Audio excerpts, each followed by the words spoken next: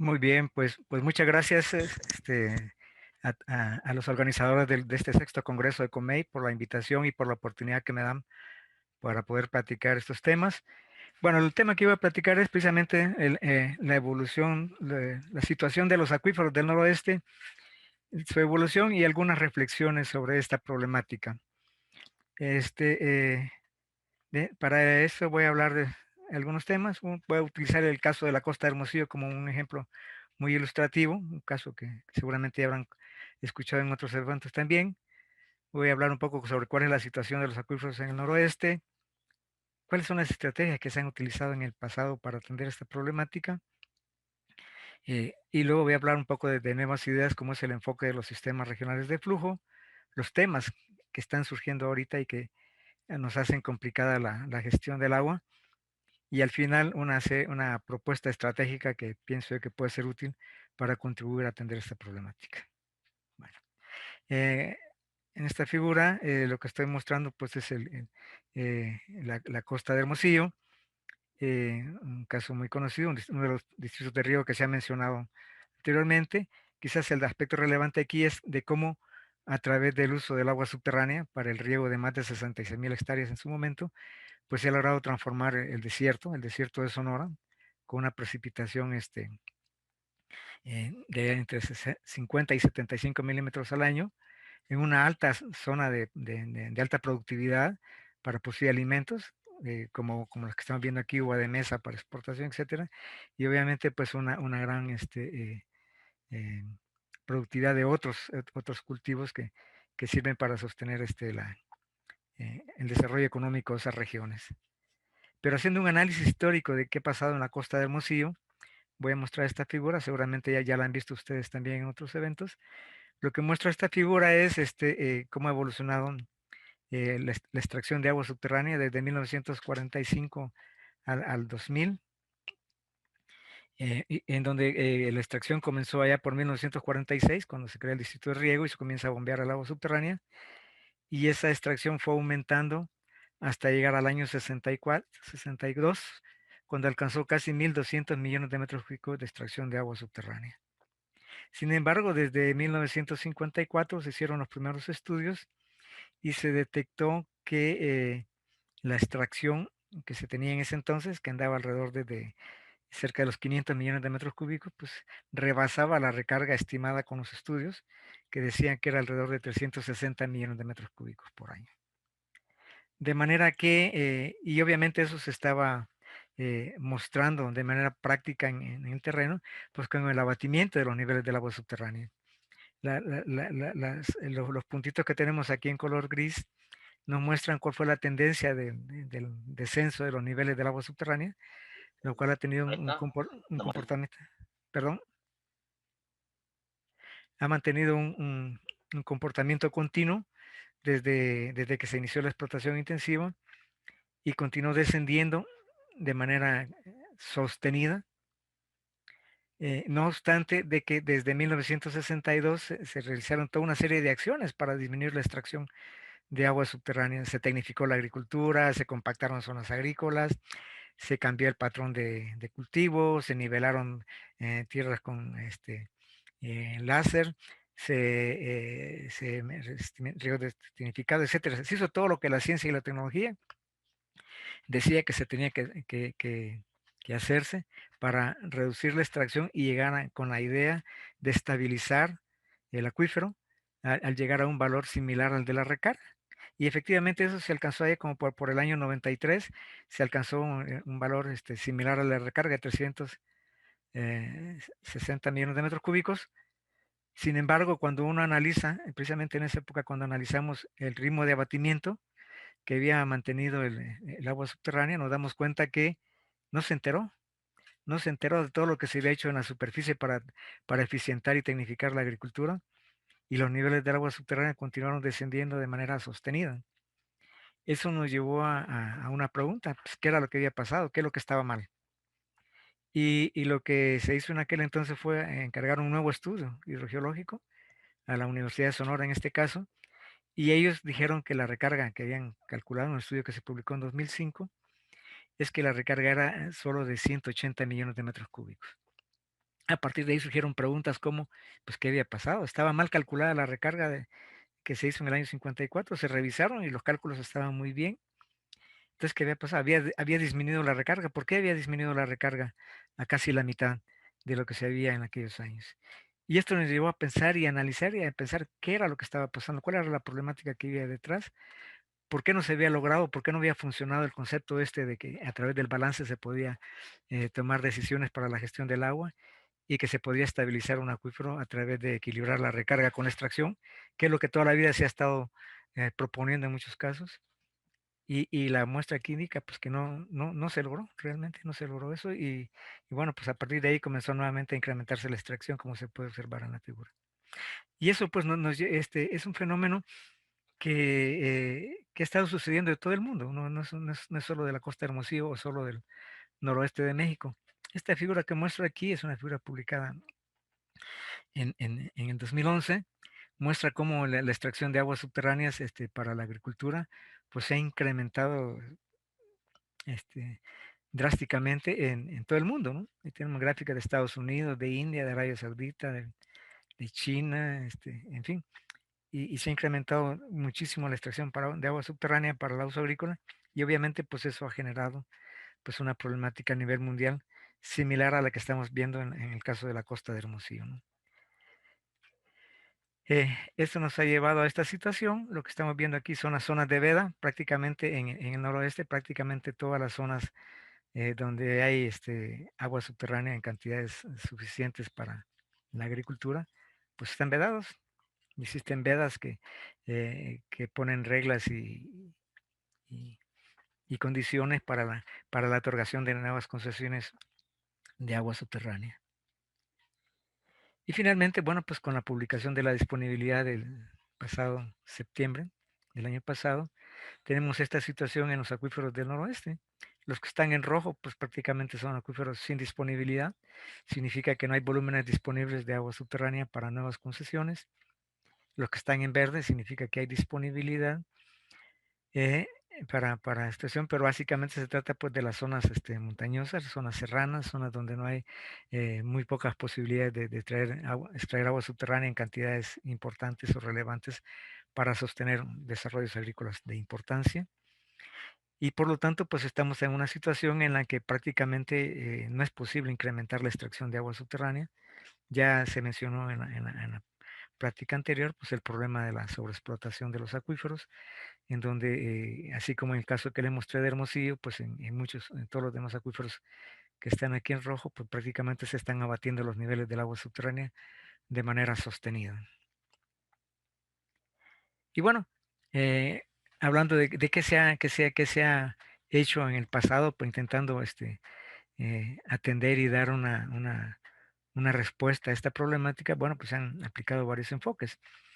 El primero que se utilizó pues fue el de las vedas. Entre 1948 y el 74 se establecieron 105 decretos de veda, pero también se hicieron reglamentos de acuíferos. Entre 1960 y 65 se publicaron 4 reglamentos de acuíferos. Entre el 88 y el 92 se publicaron otros 2 reglamentos de acuíferos y se comenzó con las primeras organizaciones de usuarios de agua subterránea, de grupos que se le llamó grupos del agua, ahí por el 88, antes de la creación de la Comisión Nacional del Agua. En el 92, pues este enfoque se quedó abandonado y en el 97, pues se comenzó a plantear un nuevo enfoque basándose en los COTAS, los comités técnicos de aguas subterráneas que se comenzaron a establecer en todo el país y se planteó la estrategia de establecer planes de manejo de acuíferos. Eso se quedó en stand-by, sigue todavía ahí un poco en stand-by, es mi opinión. Pero al final de cuentas ha sido un intento que no ha logrado los resultados que se esperaban. Voy a utilizar, esta es la figura en la cuenca del río Sonora, la que estamos viendo aquí, y los puntitos que se ven en color negro son los pozos registrados en el REPDA, y los puntitos en color verde son los sitios de monitoreo que se tienen de niveles piezométricos. Si ustedes observan esta figura, se darán cuenta que básicamente los pozos están concentrados en la parte de la costa de Hermosillo, la parte baja, próxima a la costa, aguas arriba de de la ciudad de Hermosillo, donde están las zonas del Sanjón, San Miguel de Orcasitas y todo eso, y de ahí para arriba, pues básicamente la mayoría de pozos están concentrados en los cauces de los ríos. Y ese es un tema muy, muy relevante. Significa que prácticamente el agua subterránea se está llevando a cabo en los mismos subalveos, en las zonas de rellenos aluviales que están depositados en los cauces de los ríos. Y obviamente esas zonas de extracción de aguas subterráneas están alimentados por la misma infiltración del escurrimiento superficial que baja de la parte alta de la cuenca. Dicho de otra manera, hay una íntima interconexión entre el agua subterránea y el agua superficial en estas zonas. Eso es algo que nos muestra esta figura. La otra figura que nos muestra son los puntitos verdes, nos muestra pues que efectivamente en la costa de Hermosillo, en la zona del Zaguaral, al norte estamos viendo los puntitos de la zona de Caborca y al sur los puntitos de la zona de Guaymas, pues tenemos sitios de monitoreo, pero si nos vamos más hacia la parte alta de la cuenca, pues prácticamente no hay monitoreo. Significa que tenemos muchas zonas en donde hay una gran deficiencia en el monitoreo de los niveles del agua subterránea, y lo cual nos dificulta mucho el entender y poder establecer balances y análisis de esos acuíferos de manera eh, fundamentada con datos medidos en campo. Eh, eh, y obviamente pues podemos ver aquí la gran concentración de pozos que existe y lo cual explica el por qué pues prácticamente en todos estos acuíferos de aquí pues ya no hay disponibilidad de agua subterránea para poder dar nuevas concesiones de extracción de agua subterránea. Esta figura lo que muestra es eh, las configuraciones de elevación del nivel pisométrico, y vemos nuevamente que las configuraciones se van acumulando o presentando a lo largo de los cauces de los ríos. Nuevamente vemos cómo los niveles pisométricos responden a la dinámica del escurrimiento superficial, es decir, se confirma por un lado esa íntima interrelación que existe entre el agua subterránea y el agua superficial, de manera que no podemos pensar en una gestión separada del agua subterránea y del agua superficial, como se ha hecho hasta ahora. Tiene que hacerse de manera integrada, es decir, si bombeamos más, vamos a provocar una mayor infiltración del escurrimiento superficial y entonces hay menos agua superficial disponible.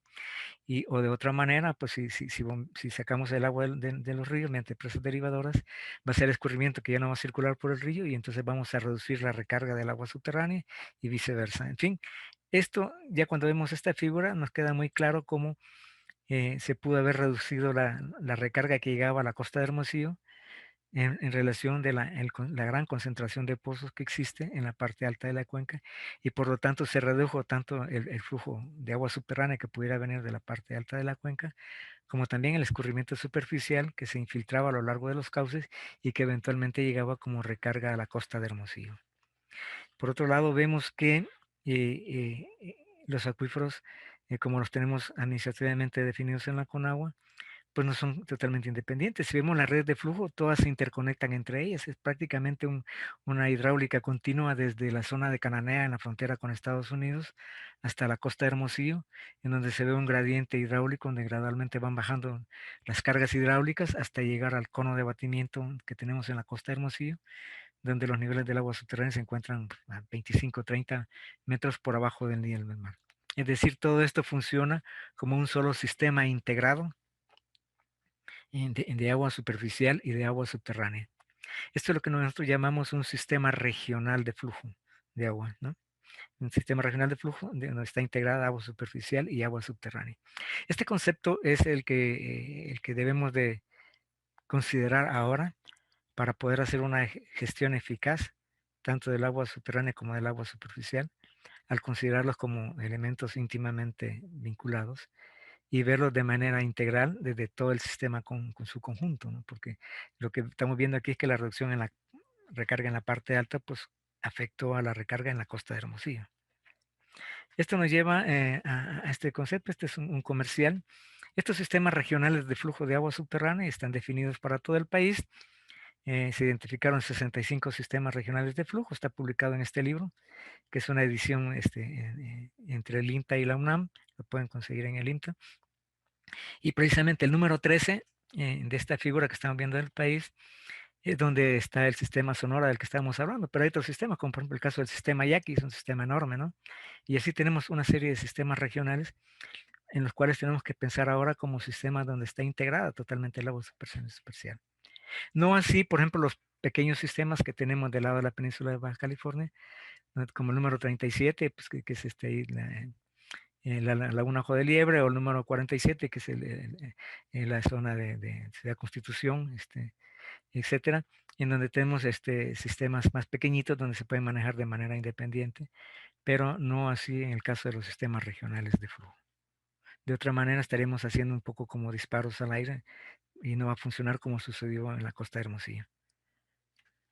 Bueno, pasando ahorita un poquitito más a los problemas actuales, esta es una imagen del norte de México, es una imagen de satélite, en donde hemos intentado entender cómo ha cambiado la superficie regada con agua subterránea a través del tiempo. Tenemos la superficie en 2011, en 2014, 2017 y 2020, con imágenes, todo elaborado con imágenes de satélite, y podemos ver una enorme variabilidad en las superficies regada con agua subterránea, que obviamente obedece a diversas problemáticas. Una de ellas, indudablemente, pues, son los temas que se han comentado anteriormente, los temas de la inversión en la infraestructura. En este caso serían unidades de riego. Este no es un distrito de riego, pero sucede la misma problemática, falta de inversión en infraestructura, capacitación, etcétera, pero también otros problemas como la seguridad, etcétera, etcétera, que influyen en esto, pero que de alguna manera también generan una problemática que no se está tomando en cuenta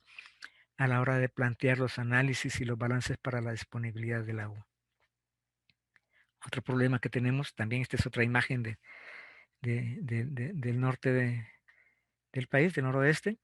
Tenemos marcadas en verde, esta es imagen reciente, 2020, en color verde las parcelas que de acuerdo a los sensores de los satélites se encuentran con riego, hay un sensor de humedad. En color gris o tonos de gris están las parcelas que no tienen en este momento riego. Y podemos ver en puntitos rojos los pozos registrados en el REDDA. ¿Qué observamos ahí? Bueno, pues podemos observar parcelas donde evidentemente hay un pozo ahí a un lado de la parcela y es el pozo con el que se riega esa parcela. Y también podemos observar puntitos rojos que caen en parcelas en color gris. Supuestamente son parcelas que tienen un pozo, pero que en este año no se regaron por alguna razón, de alguna de las que podemos platicar anteriormente. Pero también tenemos parcelas en donde no hay ningún pozo registrado en el REDBA. Y surge la pregunta, ¿con qué agua se está regando esa parcela?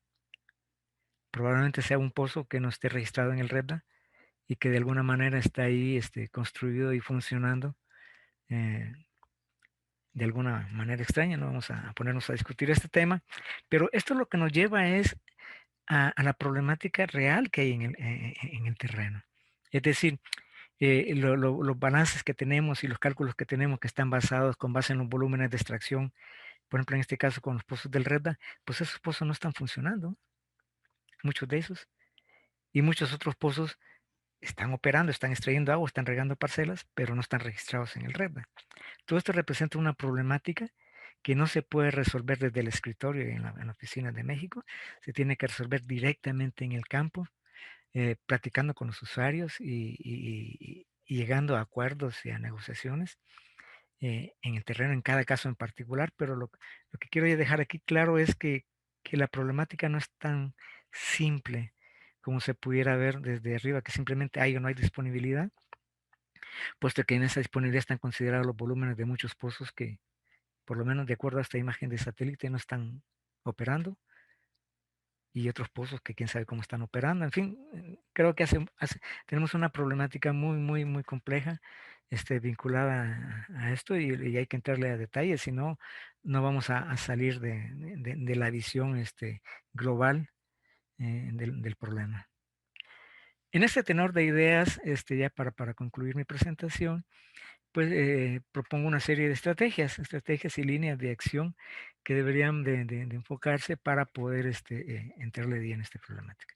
Pues uno de ellos, pues precisamente establecer los sistemas regionales de flujo como la unidad de gestión integrada del agua, en donde se hagan los cálculos, los balances, los análisis, los modelos de simulación y las decisiones basadas en un sistema integrado entre el agua superficial y el agua subterránea. Ya no podemos gestionarlos de manera independiente. Están íntimamente ligados y lo que hagamos en uno afecta en el otro. Y es precisamente la siguiente recomendación. Entonces, hacer los balances integrados de agua superficial y de agua subterránea por cada sistema. Hacer un balance integral. Esto no significa que tengamos que desaparecer los acuíferos que están delimitados administrativamente. Eso no, ese es otro tema. Lo que estoy diciendo aquí es que los balances hay que hacerlos de manera integrada.